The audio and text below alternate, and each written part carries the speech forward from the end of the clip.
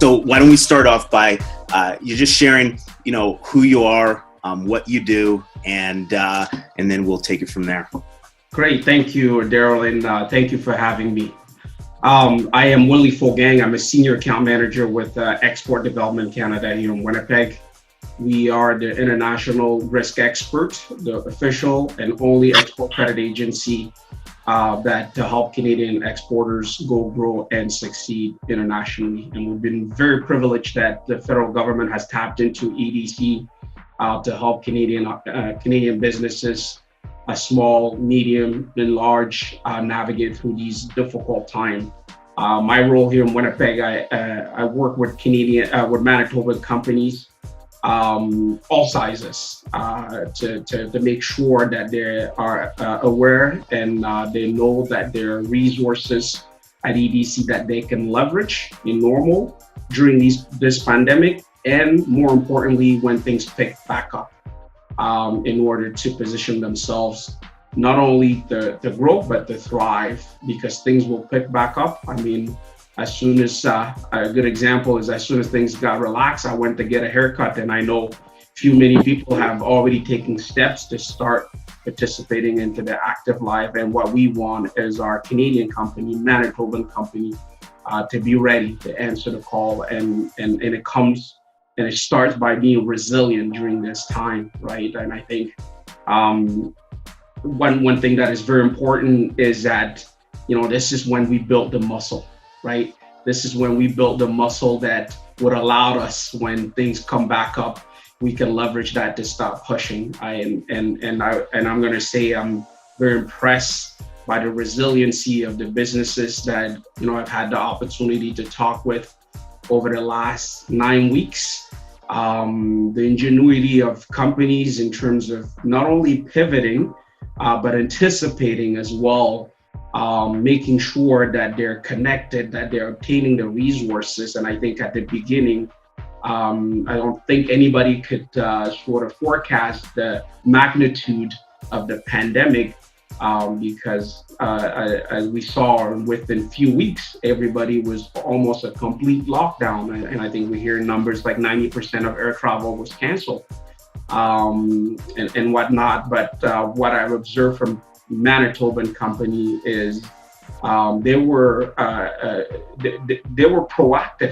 proactive in reaching out to their center of expertise, to the resources that are being announced, and educating themselves, because when things like this occur, information or misinformation can also cause more panic than what is necessary. And as we go through the storm, it's important to remain calm, because that's how we make a good decision.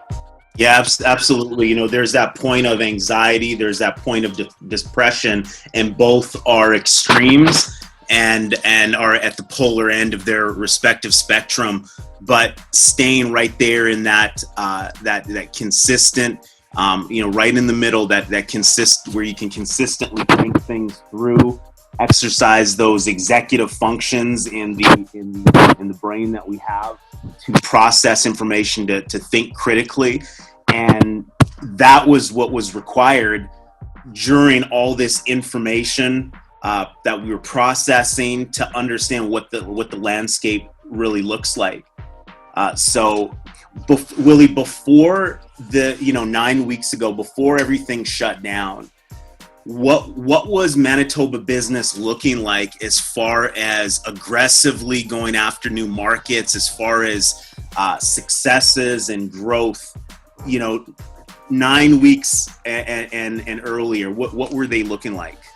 Yeah, you know what? I think we're very privileged that our economy is very diversified, and what that means essentially is that we can bring almost anything to the world. And Manitoba company obviously are no different than other companies in Canada that are looking to bring the Canadian ingenuity to the world. And before the pandemic, what I would say, I think a lot of Manitoba companies were really active, looking for new markets, looking to take advantage of some recent trade agreement that has opened new doors.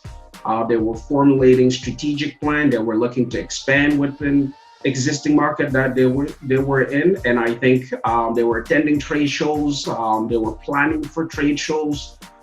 Business were steady and growing. I think they're very optimistic, although I would say some were starting to get concerned with respect to their supply chain because it hadn't hit North America as much as it was in Asia and a little bit in Europe. They were a little bit concerned about it, but they were lucky enough that they had 60 to 90 days inventory available that they can continue to work with. And I think when an invisible enemy such as COVID-19 start to spread, you can't see and how fast they're traveling, how far they're going. And I think that just turned the world upside down. And, we see businesses now start to reassess because obviously all the factors that they had based their original plan on had changed. Almost everything had changed, whether it be on the demand side, on the supply side, and also on the regulatory side. And they had to adapt in order to not only honor the existing commitment, but also to look forward. A lot of businesses, operate on the look forward basis. They don't work on yesterday's orders. Right. And they have to have that, and they have to keep that in mind. And then when you look forward, doesn't look at anything, it's all blurry. It's really important to look inside of ourselves. And I see that in a lot of the entrepreneur, the business owners that I had the opportunity to chat with. They weren't just looking forward. They were looking at how far they've come and also the potential that still remains out there. And they saw this as another obstacle that, they need to navigate through, and they know that the future is bright. Yeah, absolutely. What were some of the concerns that the business owners had immediately? You mentioned a few of them. You mentioned supply chain. They had that inventory on hand, but they have a supply chain that's outside of Manitoba, outside of Canada, and we were all affected by shutdown and trying to navigate what was going to be essential services, what were trucking routes going to be still open so we could procure the materials we needed to. What other than the supply chain did business owners share with you that there were concerns, even though they may have known that they would get through it like so many do? What were their concerns? Absolutely. I think number one is obviously the health and safety, not only of their people, but also their customers and all the stakeholders that are involved around their business. Primary. They were putting their people before economics, I would say. The second is access to liquidity, because as border was starting to shut down, their customer was starting to hoard on their own cash to make sure to preserve enough liquidity for their own business. And they're on the other hand have to meet payroll joint account yet. So number one was, can I survive the next 2 to 3 weeks without my customer paying me, right? Because all of a sudden products are being, supply chains are being impacted just due to the fact that there's not enough, there weren't enough people working, whether they're being quarantined and delays and whatnot. So it's taking a little bit longer, not only on the physical supply chain, but also on the financial supply chain. And given that trade has evolved so much that many companies are now opting to and trusting to do a lot of business on open terms. There were definitely still sales that have been made a few months prior to the pandemic really taking its course. But now the concern was, will I get paid? If my customer gets my product and he's not able to turn that into cash, the whole premise behind us leveraging the strategy we were using is because it allowed them to have the inventory at hand and start turning that into cash, and we can grow the market and service our customer base. But if the customer's at home, will I get paid? How am I going to meet payroll? Luckily, the financial sectors, they were very proactive with their customer, offering program like deferral to help with liquidity. I know EDC stepped up as well in helping our customer, making sure that they had access to our services to make sure that they obtain some liquidity with their bank, protecting themselves against the risk of not getting paid. Taking that risk off their balance sheets to give them the confidence that they can continue to be engaged as things evolve. So I would say the two things: the health and safety of their employee, their customer, and the community. And the second was making sure that they have access to liquidity, and the rest is just other consequences like supply chain and whatnot. Those were the two main top concern that I continuously heard from executives.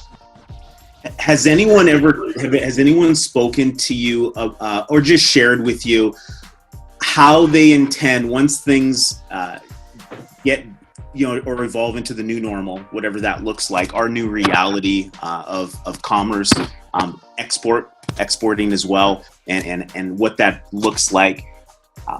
What have the conversations sounded like relative how we plan to mitigate the risk of this happening again? There's the talk about, a potential second wave of COVID-19, right? And I've heard some business owners that have been brilliant with outlining and detailing their risk mitigation plan and their contingency plans in response to this. Right, we hate the pain of going through it, but the creativity and the, like you said, the resilience of business owners to say, how am I going to make sure that I'm ready for this when it happens again? Because who would have planned this in our generation? What have those conversations sounded like? Yeah, and that's a good question, because everybody knows that ultimately things are going to open up. I think now businesses are trying to figure out how to operate in a pre-vaccine type of economy, but they ultimately understand that there's going to be a post-vaccine economy, that things will start coming back up. People will get comfortable, and I think they're using the first wave that they've gone through. There has been a lot of lesson learned. There's also been a lot of gains. Significant amount of businesses have been able to digitize their operations, which, in normal circumstances would have taken them years to even get to the point that they've got with making sure that almost, if possible, 100% of their staff that had the opportunity to work from home are working from home, which, and I heard that from a number of companies, create some obviously productivity gains, efficiency into the business, which are, takeaways that they may bring post-pandemic, is to see we've got this one-shot opportunity to reimagine our operation to a scale that we would have never thought of before.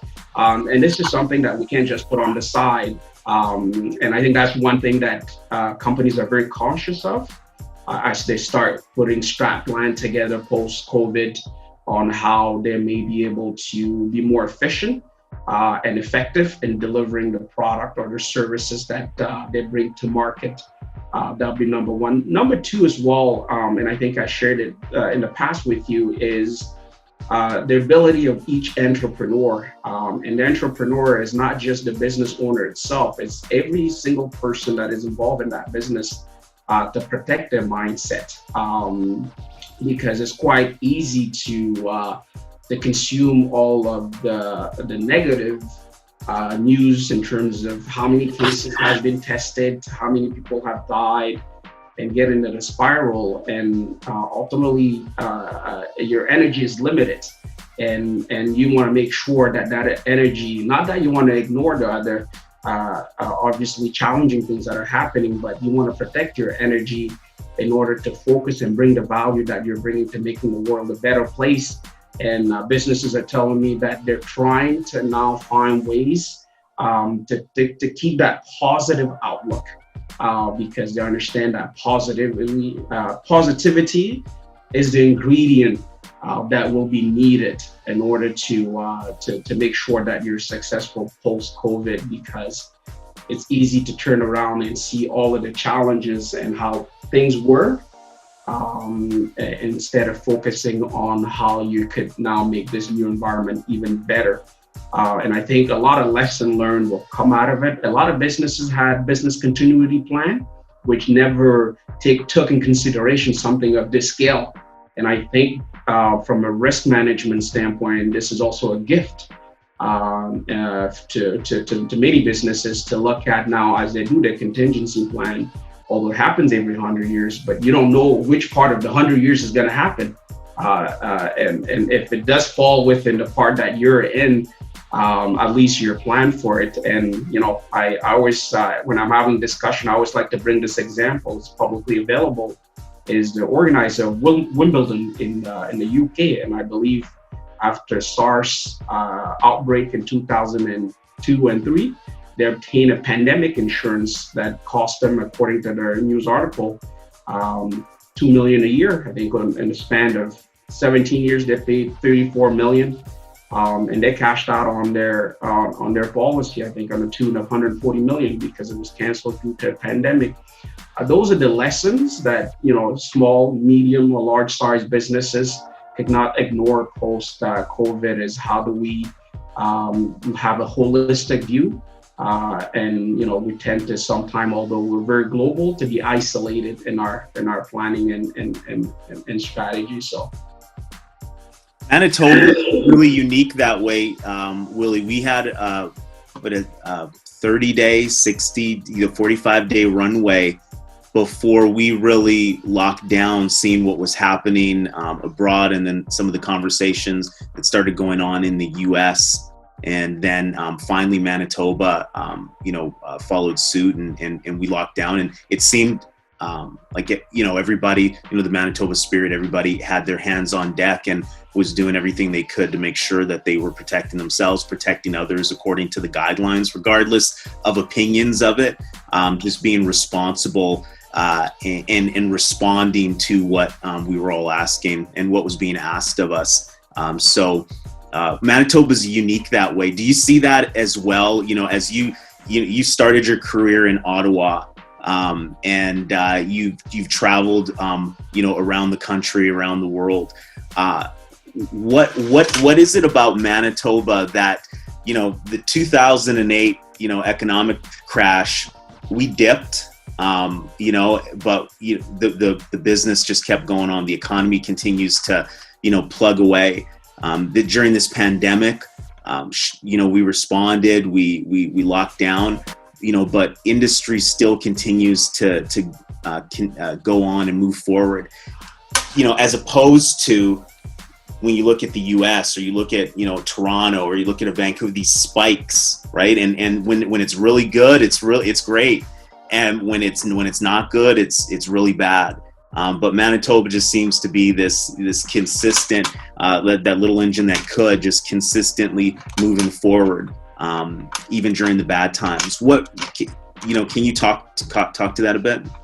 Yeah, I think one thing is that, I don't think it's specific to Manitoban, but I think it's more a Canadian thing. We're very resilient. We're a trading nation, and pre-COVID. And one advantage of doing a business with other countries is that you build muscle that allows you to deal with global issues. And I believe that that was one key strength that a lot of businesses that, at least that I deal with, that are more global in nature, had going for them, is that, this is a global issue. This is not a Manitoba specific, it's not a Canada specific, but the fact that many of our businesses that we deal with were already involved in dealing and doing business in a number of countries in the US and whatnot.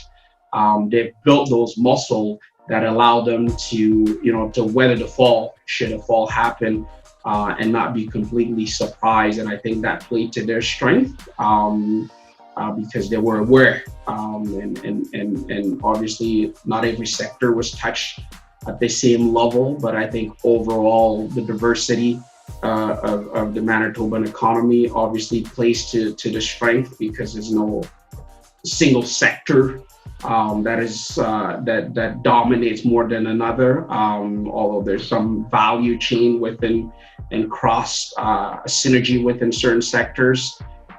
Different markets that Manitoba businesses are exporting to, and as we know, it touched different country at different level, which as it was traveling, as other country recover, is opening up, so it brings that stability.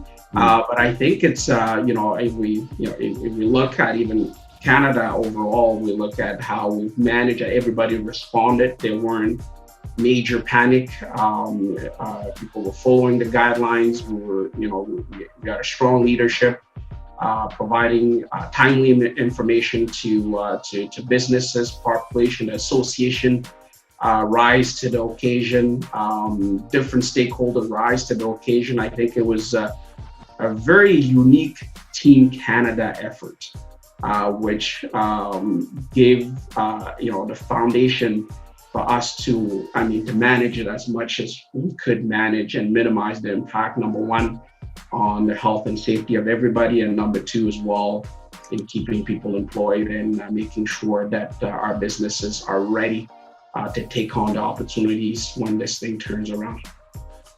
So as things turn around, Willy, and we get into this recovery phase, which we're in stage one of reopening Manitoba up, and different provinces are in different stages, if I understand correctly.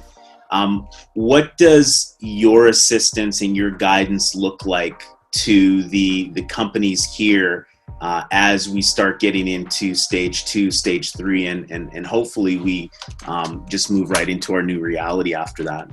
No, absolutely. I think one of the key things that business I've already realized, there's no such thing as going back to normal, right? I think approaching these reopening and even post-vaccine economy, the foundation of many industries and sectors have changed.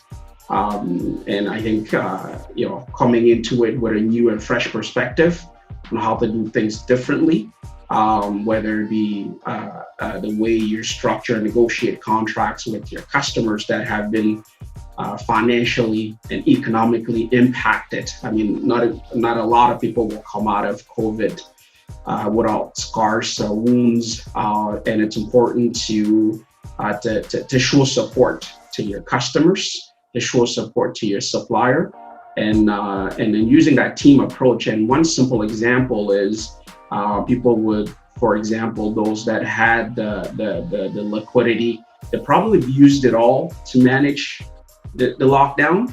And when you approach a business post-COVID, how can you lessen some of the burdens on your customer and on your suppliers, so you all lift each other up? I think that's where a lot of small, medium-sized businesses and even large need to think differently.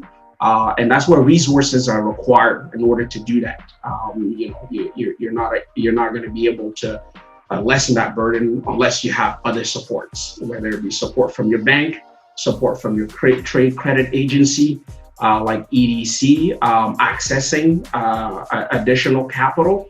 We know that as balance sheet will take a hit, lenders will look at it a little bit differently, and how to solidify that to get the company the liquidity and the working capital and the financing that they need to now take on these opportunities that will be created, because they will be created after COVID, and having access to something as a guarantee from EDC or another crown corporation like BDC or FCC are the gaps. We are the market to bridge some of the gaps that may be there, but also add capacity, right, where there may be a gap. So we will come in and provide the guarantee, the risk management, the market intelligence, the most insightful and up-to-date information on different markets. Those are the things that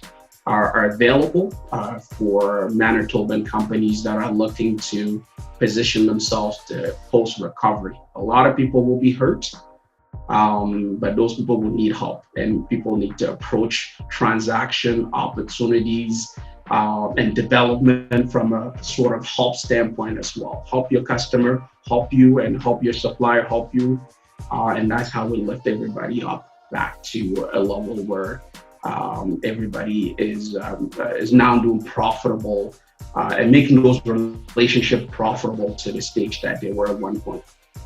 The word value and value chain has never been more true, Willy. How can someone that would like to get in touch with you do so? Absolutely. Thank you. Thank you for that. It's easy. My phone number, I take all phone calls directly. I will assist, and if I can assist, I'll make sure you get into you get directed to the right either department or organization that can assist you. I can be reached at 204-318-5631. I also share some of my learnings on my LinkedIn page. If I've been able to successfully solve some problems for businesses, you can follow me on my LinkedIn page as well. You can also send me an email, wfogang@edc.ca. I like to share the knowledge that we have here and making sure that it's easy for businesses to come out of this COVID stronger than before. One of the last thought that I think it's important to leave people with, and I always go back to this quote from Elon Musk: "You're paid." I think he says something to the effect that your compensation depends on the degree of difficulty of the problem you solve.